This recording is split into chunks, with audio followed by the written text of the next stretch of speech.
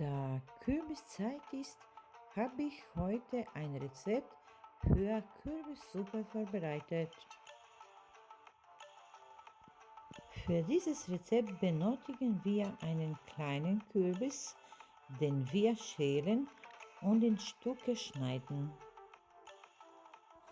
Außerdem eine Karotte schälen und in Würfel schneiden, sowie eine Zwiebel fein hacken und in heißem Öl braten.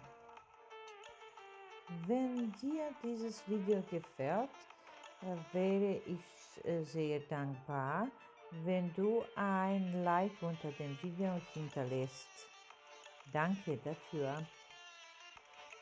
Weitere schöne Rezepte und interessante Geschichten rund um Gemüse und seine Herkunft könnt ihr auf meiner Webseite lesen. Meine Webseite ist www.kochen-mit-rosa.de.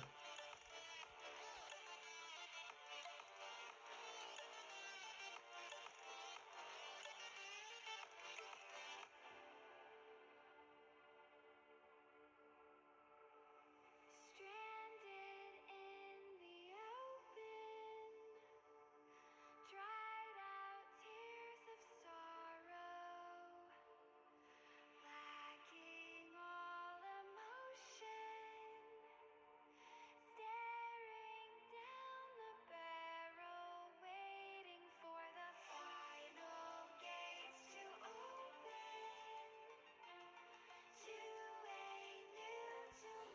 Das Öl erhitzen, die Zwiebelchen eingeben und kurz anbraten. Dann die geschnittenen Karotten dazugeben und noch etwas anbraten. Zum Schluss die Kürbiswürfel dazugeben und alles gut vermischen und anbraten, bis das Gemüse weich ist.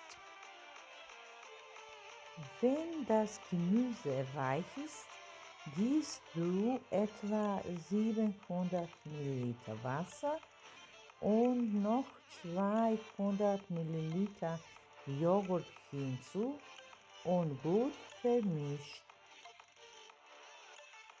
Mit Kräutergewürz, Salz, Pfeffer und Muskatnuss abschmecken.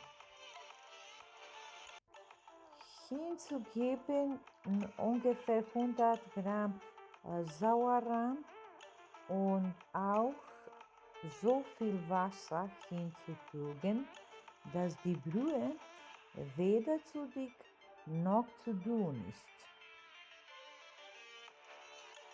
Mixt du alles gut mit einem elektrischen Mixer und stellst du sicher, dass keine Klumpen entsteht. Gib du es dann zurück in den Topf. Lässt du es ein bisschen kochen und prüfst du, ob die Gewürze zum Abschmecken ausreichen. Bleib da, ich bereite schon weitere schöne Rezepte für dich vor. Bis zum nächsten Mal. Tschüss.